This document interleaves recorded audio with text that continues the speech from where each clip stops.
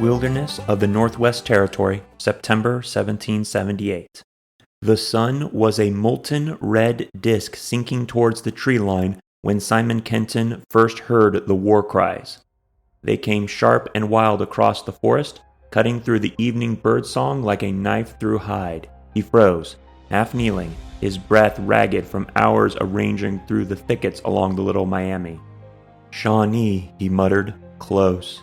His moccasined feet were silent on the leaf litter as he crept to a rise. Through the dense green, buckeye, sycamore, and wild grape, he caught sight of a half-dozen warriors slipping down the trail. They were painted for war, streaks of red and black across their chests. One of them lifted his head and sniffed the air like a wolf. Kenton's heart beat like a drum. He had been scouting alone for too long, pushing too far into their hunting grounds. He knew it, and now, so did they. The first musket shot cracked like thunder. Bark splintered from the tree beside his head. He wheeled and ran. The forest swallowed him. Branches whipped at his face. He vaulted a log, landed hard, kept going. Behind him came the whoops, short, shrill calls meant to drive quarry into panic. They echoed from tree to tree, closing the distance. He was fast. He always had been. As a young man on the Virginia frontier, he'd outrun boys twice his age. But now he was carrying a rifle and possibles bag, and the Shawnee were unencumbered. Worse, they were hunting on bare ground. The air grew thick with the smell of wet leaves and wild mint. His breath burned in his chest. He could hear their feet now. Soft, fast, relentless. "I thought my race was nearly run," Kenton later recalled. "I had strained every nerve, but the savages were gaining fast." He reached a ravine, slid down the mud wall, crashed into the shallow creek below. Cold water soaked his leggings. He slogged forward, trying to break his trail, but they were too close. A war cry erupted above him. A warrior leapt down into the creek just yards away, tomahawk flashing. Kenton swung the butt of his rifle with all his strength. The crack of wood on bone echoed through the ravine. The man crumpled, but three more dropped in behind him. One grabbed Kenton's arm, another his shoulder. He tried to wrench free, but felt the blow of a war club at the base of his skull. The world tilted sideways. He went down, choking on the taste of iron in his mouth. When Kenton woke, night had fallen. His wrists and ankles were bound with wet rawhide thongs that shrank as they dried, biting into his flesh. A warrior was crouched near the fire, sharpening a knife. Another held his rifle and ran a hand over the stock like a trophy. A warrior leaned over him, teeth flashing. "Long knife," he hissed. "We know you." Kenton did not answer. He stared at the flames and willed his face into stone. The war party wasted no time. At dawn, they began the march north toward the Shawnee towns near the Wabash. Kenton stumbled through brambles and swamp, his arms bound behind him. When he slowed, they struck him with switches. When he fell, they dragged him upright again. He kept count of the steps at first, 10,000, 20,000. By the second day, numbers lost their meaning. His feet were bleeding, his lips cracked. They gave him nothing but a swallow of river water now and then. Yet in his heart, the flame did not go out. "I swore to myself," he said later, "that I would not beg." The Shawnee town came into view on the evening of the third day, a collection of log and bark cabins set along a bend in the river. A crowd gathered to meet the war party, eager to see their prize. Women and children jeered, throwing dirt and stones as Kenton was shoved forward.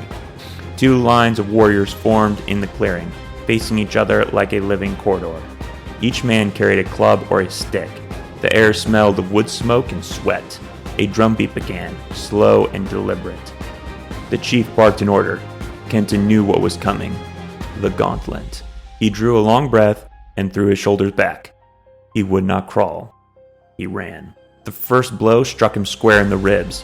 Another cracked against his skull. He staggered but pushed forward, covering his face with his bound hands as best he could. The line was 30 yards long, but it might as well have been miles. The laughter and shouting grew louder as the blows rained down. "I could scarcely keep my feet," Kenton remembered. "But I knew if I fell, they would kill me where I lay. So I ran." He burst through the far end of the gauntlet, collapsed in the dust, and spat blood. The warriors gathered around him, surprised he'd made it through alive. One of them grinned. "Good. We run him again." They carried him from village to village, displaying their captive like a prize stag. Each place demanded its own gauntlet. He lost count after the fifth. His back was a map of bruises, his legs swollen and raw. Once, they tied him to a post in the center of a village. A circle of warriors and children formed around him. Dry bush was piled at his feet and set alight. Smoke billowed up into his face, choking him. The heat seared his legs. A Shawnee elder stepped forward. He was tall, lean, with streaks of gray in his braids. He stared hard into Kenton's eyes. "You are brave," the man finally said. "You do not cry." The fire was kicked aside. Kenton sagged against his bonds, half conscious, but alive. Over the following days, as his body hung between fever and pain, he sensed a change in the way some of the villagers looked at him. There was hatred, yes, but also respect. A woman, older and with a stern face, spoke with the elders and claimed Kenton as her adopted son, a common custom that would save captives from immediate execution. He was brought into her lodge, given thin broth, a blanket, and time to heal. Barely. The rawhide was replaced by rope. His ankles still ached with every step. But he was breathing. Kenton listened. He watched. He waited. One night, as an autumn storm blew across the river, rain pounded on the rooftops and wind rattled the lodge poles. Kenton lay on the ground, feigning sleep. The rope at his wrist had been frayed slowly, patiently, with a shard of flint he'd secreted under his sleeping mat. When the guard at the doorway nodded into slumber, he moved. The rope fell away with a soft rasp. Kenton rose, silent as a fox. The storm howled outside, masking the sound of his steps. He slipped past the guard, through the muddy lanes of the village, past the cooking fires. The tree line yawned before him, a black sea of freedom and death. He ran. The forest swallowed him whole. The storm drenched him, but he welcomed it. The rain would wash away his scent. No weapon, no food. 200 miles between him and the nearest American settlement. He crossed rivers by moonlight, drank from creeks, and gnawed on roots he recognized from years in the woods. He wrapped himself in wet leaves to keep from freezing. His body screamed for rest, but he forced himself onward. On the fifth day, he heard dogs behind him. The Shawnee were on his trail. He plunged into the Little Miami and let the current drag him downstream for hours, clinging to a log. The cold gnawed at his bones, but the sound of barking faded. "I trusted in Providence," Kenton said, "and in my legs." By the 10th day, he was a ghost in the woods, gaunt, hollow-eyed, but still moving. On the 12th morning, as mist rose off the Ohio River, Kenton staggered out of the tree line. His clothes were rags, his hair hung in his face, his lips were split and bleeding. He saw the distant outline of a small scouting party. 3 men in hunting shirts and coonskin caps. For a moment, he thought they were a mirage. They saw him and leveled their rifles. Kenton tried to shout, but only a croak came out. "Hold!" one of the men cried. "It's a white man!" They caught him as he fell, half conscious. One of the scouts later said, "He looked like a man who had walked out of hell." Kenton spent weeks recovering in a frontier cabin, fed on venison broth and wild honey. The scars on his back never fully faded. But before the snow fell, he was back on the trail again, scouting, guiding, and fighting. He had faced the gauntlet, the fire, and the wilderness, and lived. That kind of man didn't stay home. Years later, when a young scout asked him how he'd endured it, Kenton leaned back in his chair, the firelight flickering across the lines on his weathered face. "I've seen death many times," he said quietly, "but the Lord spared me then, and I resolved never to fear man again." The boy said nothing. He didn't have to. Men like Simon Kenton didn't just tell stories, they carved them into the wilderness. On the last episode, we discussed the political organization of the Northwest Territory and the Amerindian peoples who lived in that area. In this episode, we're going to discuss the pioneers who settled the Northwest Territory. We're going to talk about their origins, where they came from, how they traveled, how they built their homes, what kind of foods they ate, what kind of clothes they wore, the holidays they celebrated, the kind of work they did, their religious traditions, their hobbies, and to really get a sense of what their lives were like. The majority of the pioneers in the Northwest Territory were from other parts of America. The largest contingent came from the South, particularly from the states of Kentucky, Virginia, and North Carolina. Most of these settled in southern Indiana and were of Scots-Irish heritage. Many settled near the Ohio, White, and Wabash rivers. An example of this is the Lincoln family, who moved from Kentucky to Indiana in 1816. Abraham Lincoln wrote about this, saying, quote, "We reach our new home about the time the state came into the Union," wrote Abraham Lincoln in describing his move to Indiana in 1816. His father removed from Kentucky to what is now Spencer County, Indiana, in my 8th year. It was a wild region with many bears and other wild animals still in the woods. There I grew up. There were some schools, so-called, but no qualification ever acquired of a teacher beyond reading, writing, and ciphering to the rule of 3. If a straggler supposed to understand Latin happened to sojourn in the neighborhood, he was looked upon as a wizard. There was absolutely nothing to excite ambition for education. Of course, when I came of age, I did not know much. Still, somehow, I could read, write, and cipher to the rule of 3, but that was all. I have not been to school since. The little advance I have now upon the store of education, I have picked up from time to time under the pressure of necessity, wrote Abraham Lincoln in a draft autobiography in 1859. I was raised to farm work, which I continued till I was 22. Thomas Lincoln decided to move. Thomas Lincoln is Abraham Lincoln's father. He decided to move from Kentucky to Spencer County, Indiana, because he heard about the rich farmland. Once he moved to Spencer County, he purchased 160 acres of land, and the neighbors helped them build a cabin. There was plentiful wildlife for hunting. When he was 8 years old, Abraham Lincoln shot and killed a turkey, but after that decided to not hunt any other large game. Large amounts of time were spent logging and cutting down the trees to be able to clear land for farming. 2 years after this, Abraham Lincoln's mother Nancy died from milk sickness after the cow they milked had eaten the poisonous snake root. When he was 9 years old, Abraham Lincoln helped his father build his mother's coffin. His father remarried to a woman named Sally, who encouraged Abraham Lincoln to read. In 1830, when Abraham Lincoln was a young man, his father decided to sell the land they had in Indiana and moved to Illinois. The second largest contingent of pioneers came from Pennsylvania and New York. They mainly settled in central Indiana. The smallest contingent came from New England, and, fittingly, mostly settled in northern Indiana. The main pioneers who did not come from America came from Ireland and the various German states. The Irish were instrumental in building the Wabash to Erie Canal. When traveling westward, many of the pioneers moved in wagons. These were slow, especially on dirt paths. When the Lincoln family traveled from Kentucky to Indiana, it took them 2 weeks to travel just 22 miles. These wagons were oftentimes small, 3 feet by 10 feet. Some of the trails they followed were carved by animals, such as the bison or Vincennes trace. About 20 feet wide, this led from New Albany to Vincennes. Others were made by Indians, such as the Old Sauk Indian Trail in Calumet or Kibbe's Road that went from Cincinnati to French Lick to Vincennes. Horses were the fastest means of travel. Cargo were oftentimes moved by river. The most common way to do this was building a flatboat. And to build a flatboat, you got a bunch of planks together and you built the supporting structure and then nailed the planks to the supporting members. And the sides were then patched with tar to make them somewhat waterproof.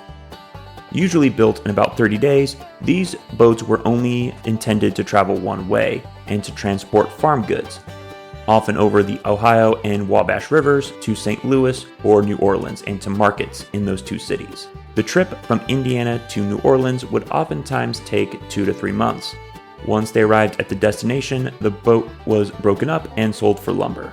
The sailors, often young farm boys, would walk or ride home. Smaller flatboats were made to travel along the smaller rivers to the main Ohio River. When he was 18, Abraham Lincoln was hired to travel one of these river trips. A storekeeper hired him and his son to sell grain and cured pork. They started in Rockport, Indiana, and sailed all the way down to New Orleans. This trip took about 2 months. At one point, when they were in Louisiana, their boat was attacked by thieves, but they managed to frighten them off by pretending to have guns. Once they sold their cargo and the boat lumber, Abraham Lincoln and his friend took a steamboat home. Keelboats were oftentimes similar to flatboats, except for with a pointed front. These could actually be sailed upriver, although it was difficult, and the sailors would navigate with poles. Once the pioneers settled in an area, most would build their home first, although a few would start to farm first. Building a home was a family-centered affair, although neighbors were oftentimes needed for cutting down the logs and stacking them. The foundation for these early homes were large stones set at the corners of the building.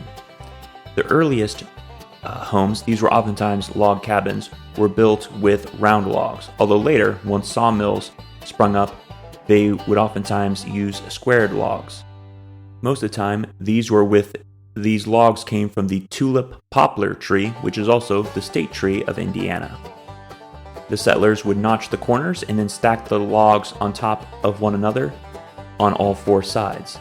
They then would place mud and sticks in the gaps between the logs in a process called chinking. Most of these early log cabins were single room. They would cut in a door and sometimes a window. The floor was usually just dirt. There was a fireplace on one side with a chimney. However, once sawmills were built, oftentimes weatherboards would be made and then nailed to the outside of the building to cover the log walls. Then the settlers would build pitched roofs on top, that means angled roofs, on the top of the log cabin with wooden shingles called shakes. During their travels, the settlers would bring with them non-perishable food such as smoked meat, coffee, cornmeal, dried fruit, potatoes, and small amounts of sugar and salt. Chickens were kept in wooden cages on the sides of the wagons and could be used for either meat or eggs. The pioneers could also hunt turkeys, squirrels, raccoons, or quail. Nuts such as hazelnuts, pecans, hickory nuts, chestnuts, wild berries, or other fruits could be gathered from the surrounding woods.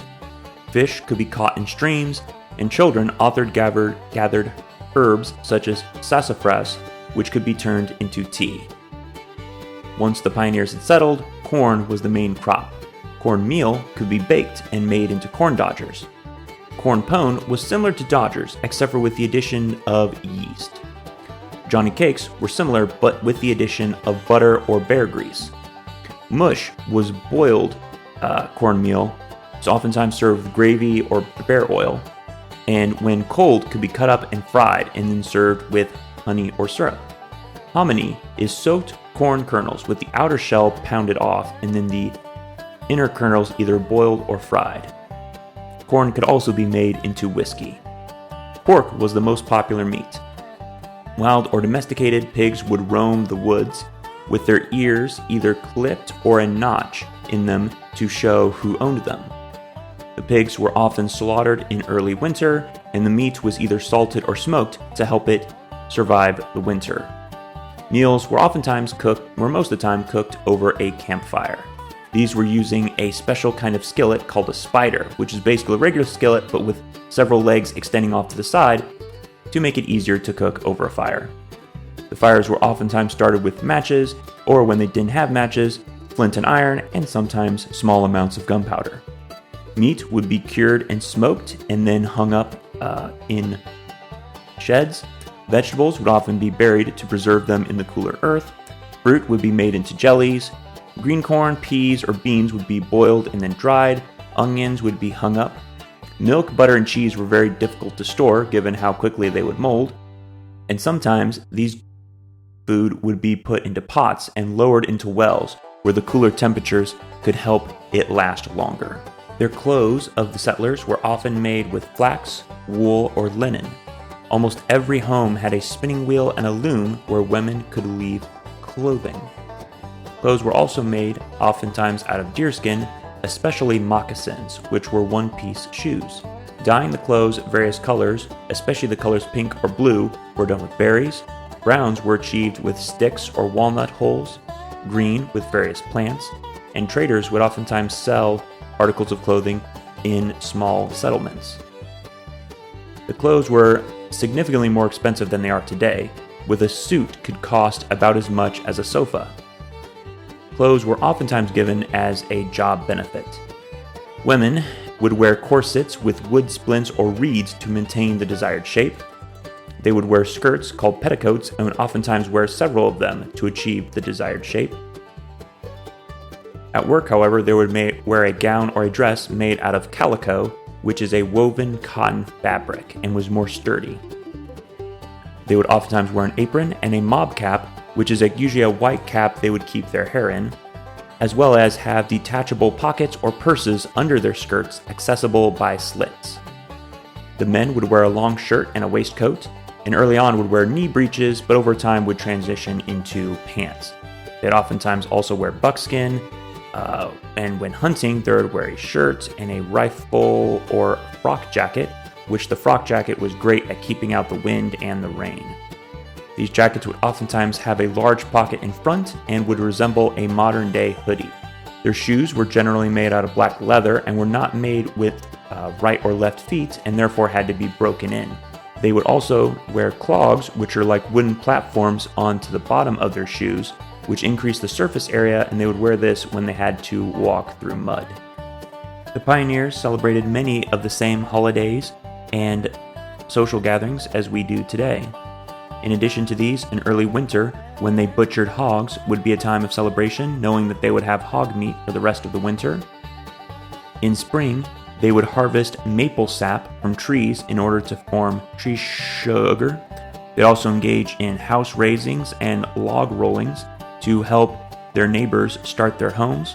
They would also go out to see circuses and menagerie for entertainment.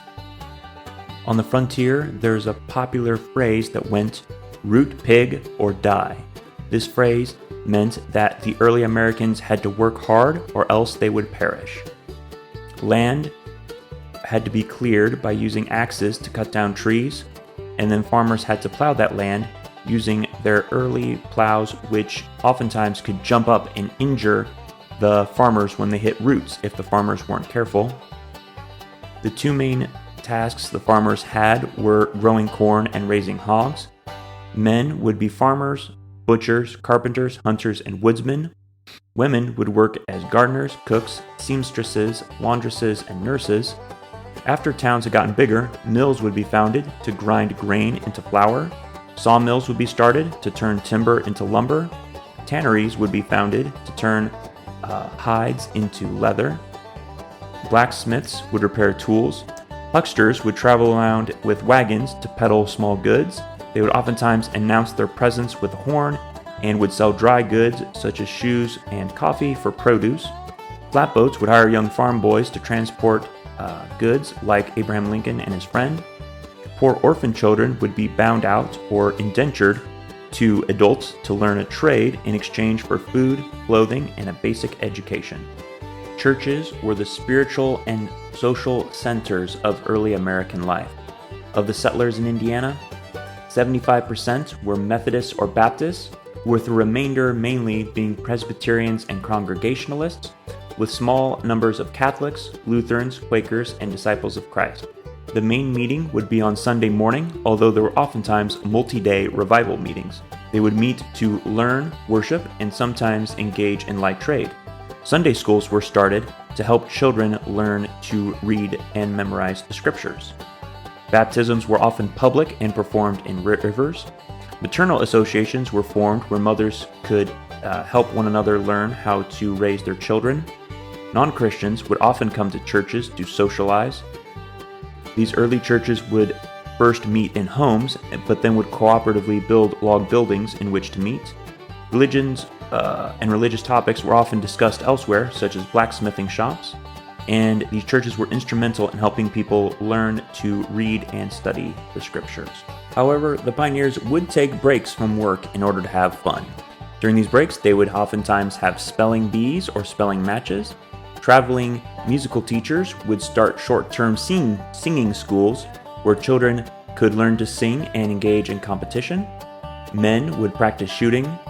Oftentimes, townspeople would play town ball, which is an early form of baseball. The children would play games such as cat and roll a hole, and a form of football that used a cleaned pig bladder. They would also play foot races, tug of war, crack the whip, and leapfrog. And I decided to do a deep dive into some of these games I haven't heard of before. So the game cat and how it's played, the players form a large circle and hold hands. One player is the cat, another is the mouse. The mouse starts inside the circle, the cat starts outside, or vice versa, depending on the version. The circle players raise or lower their arms to help or hinder the mouse. The mouse tries to escape the cat by darting through openings in the circle. The cat must follow through the same opening the mouse used. When the cat tags the mouse, they switch roles or new players are chosen. And then the roll a hole, how it's played. A small hole is dug in the ground. Players stand several feet away. Each player has a ball, often a wooden ball, stone, or tightly wrapped cloth. Players take turns rolling their ball towards the hole.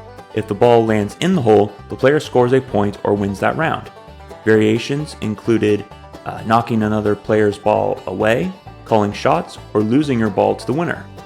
Crack the whip, how it's played. Players line up holding hands in a single file. The front player is the leader. The leader runs in zigzags, curves, and sudden turns. The last players are pulled sharply as momentum builds. This is the whip. If someone loses grip, they're either out of the game or become the new leader, depending on the rules. Children would also roll hoops and trade marbles. The girls would make dolls out of corn husks. Also, people would read the scriptures. Women would sew quilts or embroider other articles of clothing. Wealthy Americans usually had a game of checkers. Men would hobnob in fraternal orders. The frontier was a rough and deadly place for the pioneers. They had to trek through a vast wilderness, build new homes, and cultivate new land. They had few clothes and very few holidays, and lots of work to do. But they also had many churches, fun hobbies, and several social events with which to celebrate life. Their need for one another and the necessity of relying on one another to build homes and clear land built a sense of camaraderie and social cohesion amongst the pioneers. This resulted in early Indiana having one of the most homogeneous and high-trust societies in human history. Thanks so much for listening to this episode, and until next time, take care.